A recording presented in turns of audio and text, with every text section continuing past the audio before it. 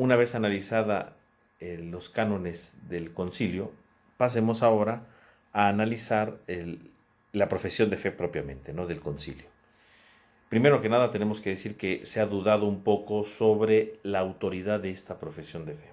¿A qué me refiero con eso? Hay una cuestión filológica que se ha presentado y es que hay una obra de Epifanio llamado el Anacoreta que data de los años 70 del siglo IV que tiene en un apéndice justamente la profesión de fe de Constantinopla.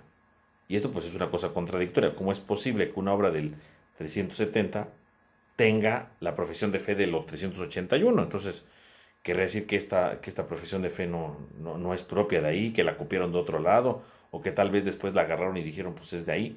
Entonces, viene una situación un poco compleja, un poco dubitativa, podríamos decir, respecto a esta situación, ¿no? Respecto a esta situación. Y entonces, podemos nosotros ver que sería una gran conflictiva. Sin embargo, ¿verdad? Un filólogo propuso que más bien esta obra, aunque sí es de los años 70, después, ¿verdad? En la medida que se fue copiando, fue sustituida la profesión de fe que venía ahí, y entonces se puso la de Constantinopla para darle mayor vigor, mayor fuerza. Entonces sería como un copista que le añadió, que le quitó esa profesión de fe.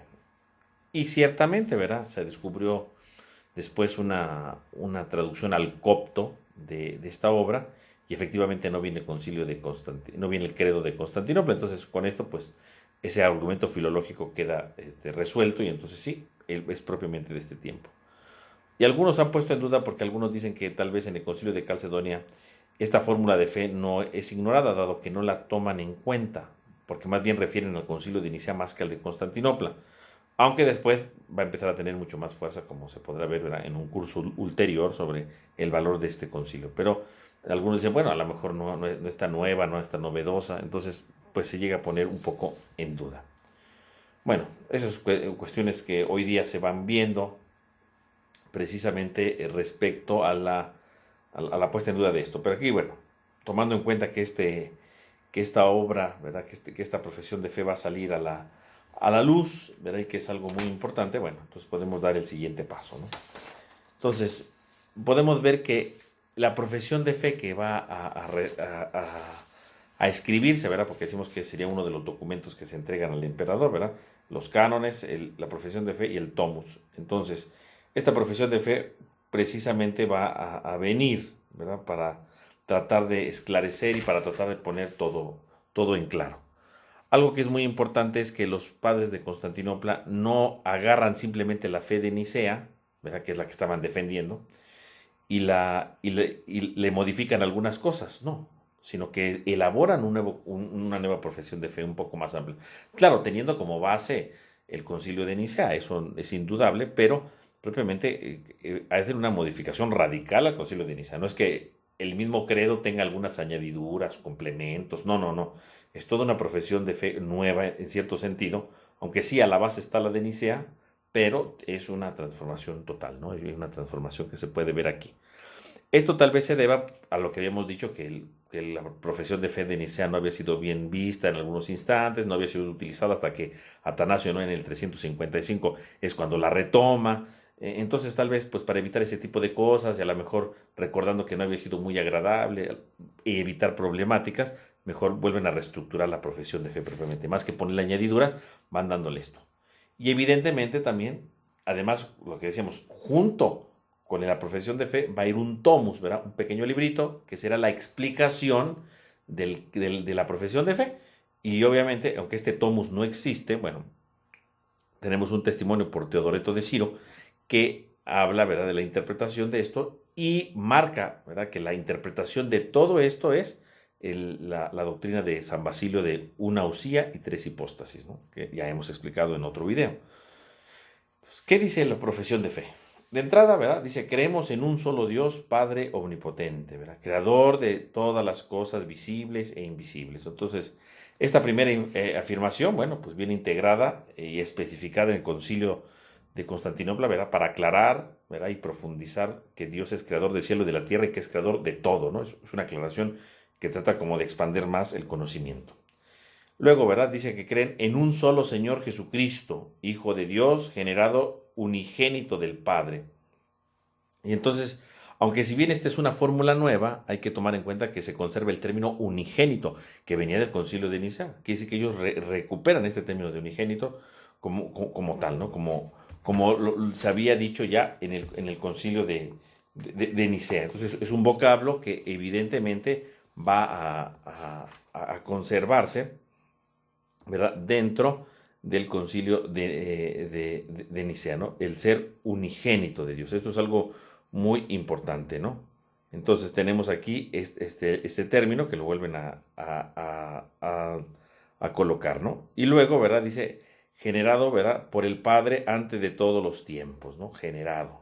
Igual, ¿no? El término genetenta, igual como aparece en el concilio de Nicea, ¿verdad? Con la doble ni, como lo habíamos explicado, ¿no? O sea, tal cual conserva esta idea también de Nicea, que es algo muy, muy importante, ¿no? Entonces, para que ustedes lo vayan tomando en cuenta, ¿verdad? Como, sí, es una modificación propia del concilio, ¿verdad? Es una nueva estructura, pero conserva términos claves del concilio de Nicea como este, ¿no?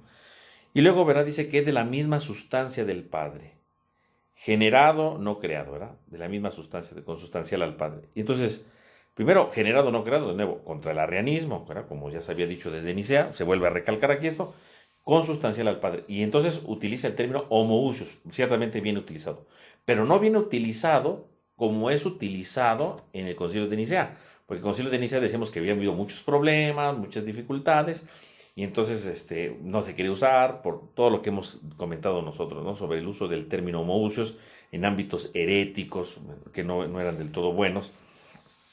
Y entonces, evidentemente, aquí vuelve a aparecer, ¿verdad? Conservan nuevamente aquí la idea del homoousios, pero evidentemente no es entendido el homoousios como en Constantinopla, perdón, como en Nicea, porque habíamos dicho que en Nicea incluso se podría tener una interpretación monarquiana, ¿no? Porque finalmente parecía que los monarquianos habían intuido, ¿verdad? Habían propuesto esta palabra y que tal vez con el paso del tiempo el monarquianismo pudo haberlo interpretado de cierta manera. Entonces conserva la palabra, pero ya no en el sentido monarquiano, sino desde el sentido de Basilio, ¿no? Una usía, tres hipóstasis. Entonces, al decir consustancial, ¿verdad? Al decir homoousios, no están diciéndolo, ¿verdad? Desde diferentes interpretaciones que se pudieran hacer en aquel momento. Están diciendo ya algo muy importante, están dando aquí una novedad. Consustancial al Padre, están diciendo, si es consustancial, porque el Hijo participa de la única usía divina, porque el Hijo es una hipóstasis distinta a la del Padre. Ese es el trasfondo. Aunque no lo explica tal cual el Concilio de Constantinopla, en el credo como tal, ¿verdad? No aparece, pero en el Tomus lo va a explicar, ¿no? En el Tomus va a decir, entendemos homoousios en el sentido de que participan de la única usía, cuando el Padre y el Hijo son dos hipóstasis distintos, que participan de una usía. Entonces, esa va a ser la novedad, o sea, es decir, pueden usar la misma palabra, pero con la interpretación de San Basilio. Ya no es con la interpretación de Nicea, con la interpretación que se venía haciendo de Nicea y con los conflictivos que trajo en Nicea, porque ahora lo están leyendo a la luz de San Basilio. Esto es muy importante, aunque veamos de nuevo el mismo término, no es la misma dificultad que se tenía en la antigüedad, porque ahora tiene ya la reinterpretación de San Basilio, ¿verdad? Con la clarificación de términos que precisamente él está aportando. Y esto es lo importante del concilio de Nicea, ¿no? Que se va poniendo esto. Y continúa el credo, ¿verdad? Dice, ha padecido, resucitó al tercer día, subió a los cielos, y vendrá a juzgar a vivos y muertos. Hasta ahí va bien el concilio. Y luego, ¿verdad? Coloca, ¿verdad? Algo muy importante, que ya habíamos hecho alguna pequeña aclaración en clase, pero lo recordamos aquí, dice, su reino no tendrá fin. Su reino no tendrá fin. Esta añadidura es muy importante porque, como habíamos visto en los cánones, entre las diferentes herejías que se están condenando en aquel momento, está precisamente la herejía de los marcelianos, ¿verdad? Que son una especie de monarquianismo, de las mónadas que habíamos explicado, ¿no? Ahora que vimos lo de los cánones. Y entonces, ¿qué decía Marcelo precisamente de estas mónadas, verdad? Que había una mónada originaria, ¿verdad? Que se desprendió un pedazo, que era la del Hijo, luego el Espíritu Santo. Y decía Marcelo, ¿verdad? Al final de los tiempos, cuando todo se termine, las mónadas, ¿verdad? Que se ven los pedacitos de mónada que se ven desprendidos van a regresar formando la única mónada. Un solo Dios, finalmente es monarquiano, ¿no? Es un solo Dios. Es un solo Dios. Y estas tres mónadas pues van a terminar totalmente desapareciendo, ¿no? Estos dos pequeños pedacitos van a desaparecer en la única mónada de un solo Dios. Y entonces sí que en algún momento determinado el Hijo va a desaparecer, el Espíritu Santo va a desaparecer. Y entonces por eso dice el credo de Constantinopla, su reino no tendrá fin. ¿Qué quiere decir no tendrá fin? Significa que entonces va a llegar un momento, más bien nunca va a llegar un momento en que el Hijo desaparezca o se desintegre en la mónada. No, no, esa es una equivocación. Entonces por un lado se condena precisamente a Marcelo de Ancira, pero al mismo tiempo está diciendo el Hijo existe siempre, por siempre, su reino no tendrá fin, significa el Hijo va a existir siempre, no en ningún momento va a desaparecer, ¿no? Entonces podemos ver aquí precisamente el aporte, ¿verdad?, que está colocando aquí contra Marcelo, concretamente esta frase, ¿no? Y luego viene un apartado especial sobre el Espíritu Santo. Aquí sí es un añadido muy grande respecto al Concilio de Nicea, porque el Concilio de Nicea hablaba del Espíritu Santo de pasada, que creían en el Espíritu Santo, punto. En cambio, aquí viene toda ya una innovación, ¿verdad?, sobre el Espíritu Santo, integrando una serie de especificaciones, obviamente, contra los arrianos y los macedonianos, ¿verdad?, los neumatómacos. Obviamente, como ya estaba toda la controversia del Espíritu Santo, ya se había aclarado que el Espíritu Santo también es Dios, que es una de las hipóstasis que pertenece a la usía divina. Entonces, obviamente, era necesario no solamente condenarlos a aquellos, como lo vimos en los cánones, sino era necesario que ahora en el credo apareciera precisamente la idea del Espíritu Santo, pero reafirmando su divinidad. Esto es algo muy importante. Y con esta fórmula, entonces, efectivamente podemos apreciar, ¿verdad?, cómo el Espíritu Santo tiene una gran importancia en esto, hablando ya de cierta consustancial, que es consustancial al Padre, en este sentido, que participa de la misma usía, reafirmando, por supuesto, la postura de Basilio, pero entonces podemos contemplar ya elementos importantes sobre el Espíritu Santo, porque aquí están poniendo algunos elementos importantes, aunque con un estilo muy peculiar, ¿verdad? Porque no van a decir que es consustancial al Padre, pero van a utilizar otros términos que van a ayudar a esto. Entonces vamos a analizar brevemente estos elementos que son importantes. Muy bien, pues ahí tenemos entonces los puntos claves del Concilio de Constantinopla respecto al Espíritu Santo. En primer lugar, dice que le llaman santo, en el sentido de que pertenece al mundo divino. Segundo lugar, utilizan el título Señor, en griego Kyrios, que es un título reservado solo para Dios, por lo tanto refuerzan ahí nuevamente la divinidad del Espíritu Santo. En tercer lugar, es dador de vida, vivificador. Y entonces, por lo tanto, también algo que solamente Dios puede dar vida. En cuarto lugar, la expresión que decíamos, procede del Padre, utilizando la palabra ekporeuetai, que quiere decir proceder. Usando esta palabra, decíamos, no como un término técnico, sino para diferenciarlo del Hijo. En lugar de decir que es generado, es que procede, ¿no? Ekporeuetai, que es justamente la palabra que en este momento va a utilizar el concilio, que usaban los capadocios para distinguir al Hijo del Espíritu Santo, y que, como decíamos, había sido tomado del Evangelio de Juan. Luego, verá que con el Padre y el Hijo recibe la misma adoración y gloria, entonces el Espíritu Santo tiene el mismo honor y gloria, y por lo tanto, si el Padre y el Hijo tienen este honor, esta gloria, el Espíritu también, significa que también es Dios, y finalmente que habló por los profetas. Entonces podemos ver que todas estas expresiones que vamos encontrando aquí, lo único que tratan de hacer es reafirmar el misterio del Espíritu Santo en torno a su divinidad, reafirmar la divinidad del Espíritu Santo. No dan una gran explicación en el sentido de una reflexión más profunda sobre el misterio del Espíritu Santo, pero sí están recalcando a todas leguas que el Espíritu Santo pertenece al ámbito divino y que no es como el Hijo, sino que procede, ¿no? Por lo tanto, podemos ver aquí este esquema que es fundamental. Una vez visto estos elementos que son importantes considerarlos sobre el Espíritu Santo, nos lleva entonces a ver cómo el concilio va defendiendo la divinidad del Espíritu Santo, ¿verdad? Entonces, y no usando palabras como con el Hijo, ¿verdad? Que decimos el Hijo es consustancial al Padre. Curiosamente no usa estas palabras, tal vez para evitar conflictos futuros, para evitar dificultades de interpretación. Entonces prefieren intuir la divinidad no de esta manera, ¿verdad?, con estos términos que son más filosóficos, sino más bien tratan de hacerlo a través de títulos, ¿no? Es Señor, ¿no? Es Santo. Primero es Espíritu Santo, ¿no? Es Señor, es dador de vida, ¿verdad? Tiene el mismo honor y la misma gloria. O sea, con este tipo de elementos están dando a entender claramente, ¿no?, a la comunidad, o a quien los escucha, están dando a entender que por supuesto el Espíritu Santo es Dios con estos títulos, pero no llegan a decir que es consustancial al Padre, por ejemplo, para evitar ciertas dificultades tal vez, y simplemente colocan la divinidad a través de estos títulos. Y algo que es muy importante, como lo marcábamos ahorita, pues es la palabra ekporeuetai, ¿verdad? El Espíritu Santo que procede del Padre, ekporeuetai. Y esto es una palabra muy importante porque quiere decir que entonces ya están formando sus propias terminologías en aquel momento, ¿no? Sus propias terminologías. ¿A qué me refiero yo con sus propias terminologías? Que evidentemente tendremos que ver que el Hijo es generado por el Padre. La palabra generar se va a atribuir solamente al Hijo, el Hijo que es generado por el Padre. En cambio, cuando hablamos del Espíritu Santo, no decimos que el Espíritu Santo sea generado por el Padre. Decimos que el Espíritu Santo procede del Padre. Y entonces utiliza esa palabra, ¿no? Ekporeuetai, que procede del Padre, para diferenciarlos. Y esto no es una palabra que se haya inventado el concilio de Constantinopla como tal. Es una palabra que va precisamente a tomar el concilio y los padres capadocios, porque los padres capadocios ya también lo habían dicho. En sus escritos aparece esta expresión procede para referir solamente al Espíritu Santo. Que proceda es una expresión que la toman de la Escritura, de la Sagrada Escritura. En el Evangelio de San Juan, capítulo 15, versículo 26, lo dice claramente, ¿no? Que el Espíritu Santo ha salido del Padre, así lo dice, ¿no? Ha salido del Padre. Ahí está ekporeuetai, ¿verdad? Es decir, procede del Padre.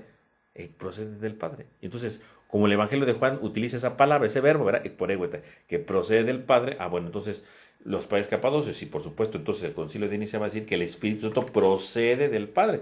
Entonces ya empiezan a hacer una distinción. Una cosa es el Hijo y otra cosa es el Espíritu Santo. No es lo mismo el Hijo que el Espíritu Santo, porque si no entonces el Espíritu Santo, si yo dijera que el Hijo es generado por el Espíritu Santo, pues el Espíritu Santo podría interpretarse como otro hijo, ¿no? Como si el Padre hubiera tenido otro hijo. No, no, no, no, no. Hay que distinguir la manera como el Hijo viene por generación, ¿no? Es generado.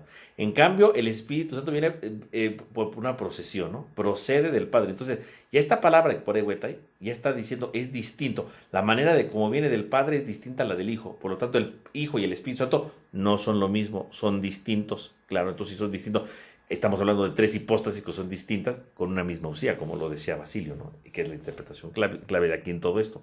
Entonces podemos afirmar nosotros esta realidad que es central, ¿no? Respecto al Espíritu Santo y los términos, para que ustedes tomen en cuenta esto, ¿no? Porque ya están haciendo la distinción entre cómo es que el Hijo es generado y el Espíritu Santo procede. Entonces, ya son dos palabras para distinguir no solamente la manera como vienen del Padre, sino también para distinguirlos entre el Hijo y el Espíritu Santo. Son distintos. Esto tienen que tomarlo muy en cuenta, ¿no?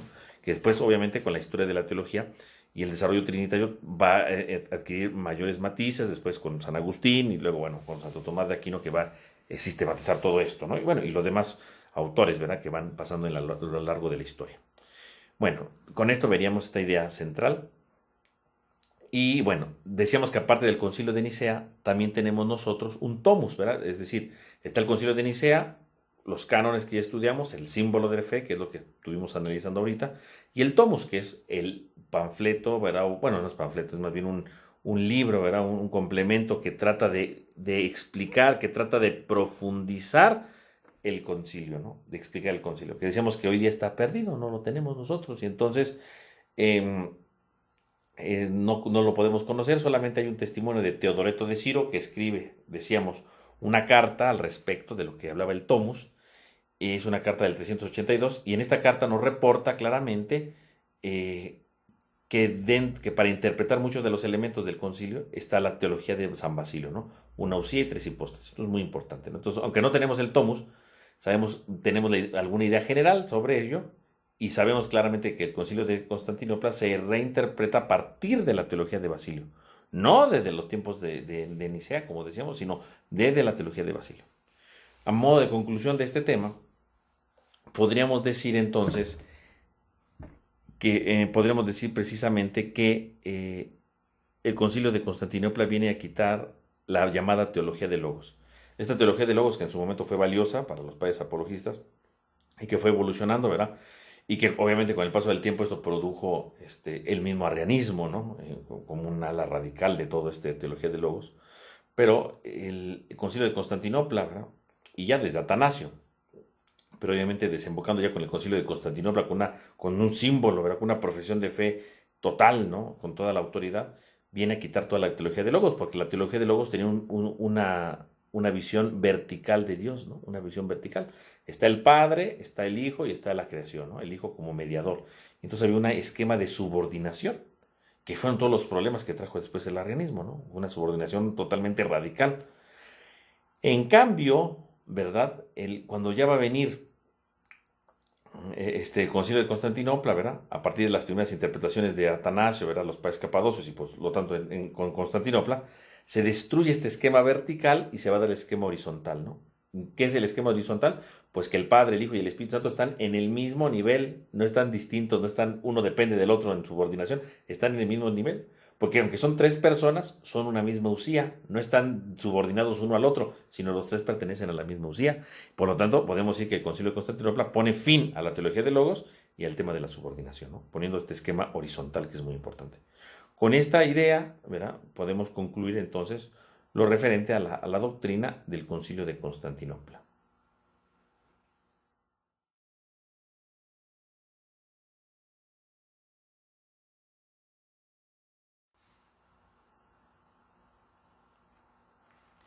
Antes de concluir este video sobre el Concilio de Constantinopla, quisiera hacer un pequeño paréntesis, ¿verdad? Para concluir la idea. Y es el llamado Concilio de Aquileia. ¿Qué es el Concilio de Aquileia? Si bien el Concilio de Constantinopla, ¿verdad? Termina entre mayo y julio del 381, en la parte oriental, occidental, porque recuerden que los padres occidentales, ¿verdad? Todo lo que sería Europa, África, no participaron en el Concilio de Constantinopla, porque en realidad fue un concilio más bien oriental. Entonces, en Occidente, cuando empiezan a darse cuenta de esta profesión de fe, ellos se reúnen unos cuantos meses después, el 3 de septiembre del 381, es el mismo año, el 3 de septiembre, se reúnen en un pequeño concilio de Aquileia, ¿verdad? Unos cuantos obispos, precisamente para tratar el tema de lo que se viene el concilio de Constantinopla. O sea, el concilio de Constantinopla tiene un grande valor, indiscutiblemente tiene un valor. Y entonces, los padres occidentales tienen que empezar a discutir sobre lo que se acaba de decir en el concilio. Podemos decir de entrada que la situación con los arrianos no era tan complicada como en Oriente, porque en la parte oriental estaba, en la parte occidental, ¿verdad? Lo que era Europa, reinaba el emperador Valentiniano, que era hermano de Valente, y Valentiniano tenía una política de ni a favor de uno ni de otro, en general favoreció un poco más a los nicenos, pero no había muchos conflictos, a diferencia de la parte oriental donde se peleaban unos contra otros, o había persecuciones incluso contra los nicenos en algún momento. En la parte occidental no existen estos problemas, entonces no era necesario ni siquiera participar de ningún tipo de concilio o de algo así, porque no había tantas rencillas, eran posturas doctrinales que existían, pero no era tanto. Pero cuando sale el concilio de Constantinopla y entonces sale la profesión de fe y sale toda esta situación, también en Occidente tienen que tomar su opinión y entonces se hace este pequeño concilio en Aquileia precisamente para tratar de clarificar y de establecer normas al respecto. Las actas de este pequeño concilio, curiosamente que es entre 40 y 60 páginas, curiosamente las actas sí existen de este concilio, sí hay datos sobre este concilio. El concilio de Aquileia está bajo la presidencia de Valeriano, ¿verdad? Que es uno de los obispos de aquel lugar, ¿verdad? De la parte occidental, y que va precisamente a venir a convocarlo, ¿verdad? Para que se pueda ejercer la decisión sobre Constantinopla. Aquí pues participan pocos obispos, ¿no? Participa un obispo llamado Constantino de las Galias, ¿verdad? Viene un representante de la África, Anemio de Sirmio, obviamente de San Ambrosio, participa en este pequeño concilio. Van dos obispos arrianos ahí, ¿verdad? Participan y otros más, ¿no? Pues el concilio es una cosa muy sencilla. De los obispos que van de los arrianos hay uno llamado Palladio, en donde Ambrosio, ¿verdad? Lee la carta de Arrio, ¿verdad? Que escribió a Alejandro de Alejandría y dice, a ver, tú estás de acuerdo en esto que dicen, ¿verdad? Y entonces lo va poniendo contra la pared, ¿verdad? Para decir, todo lo que tú has anunciado es arrianismo, es esto que dijo Arrio. Y el concilio de Constantinopla, este concilio lo que hizo fue decir que todo arrianismo es un delito, que todo arrianismo está condenado. Entonces, esta carta de Arria está condenada, la doctrina que viene en esta carta está condenada, y tú predicas esto, por lo tanto tú estás condenado. Entonces, más bien fue reafirmar lo que dijo el Concilio de Constantinopla para poner sus bases, básicamente, ¿no? Entonces, este Concilio de Aquileia, por eso lo pongo como un breviario sencillo, porque lo único que fue es reafirmar todo lo que dice el concilio, están de acuerdo. Claro, el único que no estuvieron de acuerdo fue desde el punto de vista político, porque recuerden que habíamos dicho que Flaviano había sido escogido como obispo de Antioquía, ¿verdad? Había cambiado el obispo de Constantinopla, y en esas cosas no estaban de acuerdo, ¿verdad? Le mandaron a Teodosio su actitud de estar en contra, ¿verdad? De decirle, no estamos contentos con esto que se hizo, no queremos aceptar estos obispos, pero bueno, Teodosio se preocupó un poco, pero tampoco creen que le quitó el sueño, porque finalmente ya estaban, pues sí, la división entre Oriente y Occidente estaba un poco más clara, entonces, pues las cosas se quedan más o menos tranquilas en este sentido. Como Teodosio no hace grandes cosas, San Ambrosio le pide al Papa en aquel momento, ¿verdad? Al Papa Dámaso que, ¿por qué no convoca él a un concilio en Roma? ¿Verdad? Que invita a padres de Oriente, de Occidente, para discutir este tipo de cosas que acaban de pasar, ¿no? Sobre todo del obispo de Antioquía y de Constantinopla. Y entonces se va a hacer la convocación de un concilio, se supone que en Roma, pero en realidad pues nada más van dos orientales. Van dos orientales y Teodoreto de Ciro, ¿verdad? Responde con una carta diciendo que los padres orientales por el momento pues no pueden asistir, ¿verdad? Porque ellos pues no pueden ausentarse tanto tiempo, Roma está un poco lejos, ¿verdad? Y no deseaban ir hasta allá, ¿no? O sea, llegar hasta allá.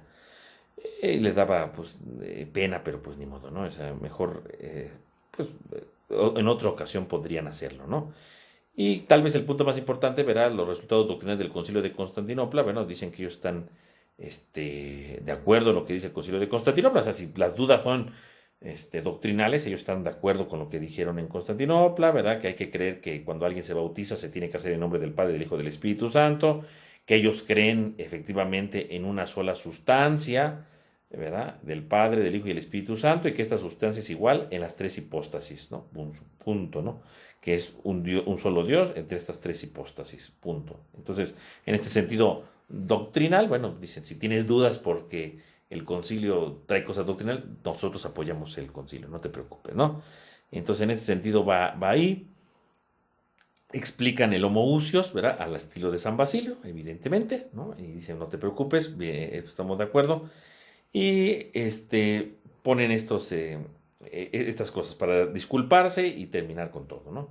Y refiriéndose, obviamente, al segundo canon de Constantinopla, donde hablan precisamente del valor que esto tiene, ¿no? Que esta ciudad tiene. Y bueno, aludiendo entonces a este canon, dicen, acuérdate que cada obispo se mete en su propia diócesis, no tiene por qué estarse metiendo en otra diócesis. Entonces, por favor, pues qué bueno que te intereses por algunas cosas de disciplina, pero mira, lo que ya pasó en Antioquía o en Constantinopla, de manera indirecta se lo dice, bueno, pues son cosas de ellos, son cosas que ya se aclararon. Tú no tienes por qué meterte en cosas que no van, ¿no? Aludiendo al segundo canon de Constantinopla, ¿verdad? Que reconoce precisamente que los obispos no deben meterse en otras diócesis que no les corresponde. Entonces, de manera diplomática, pues le dicen, si no te gustó lo que dijimos, pues no te metas en asuntos que no te incumben. Cada obispo se ocupa de su diócesis. Tú no estés preocupado por otra diócesis.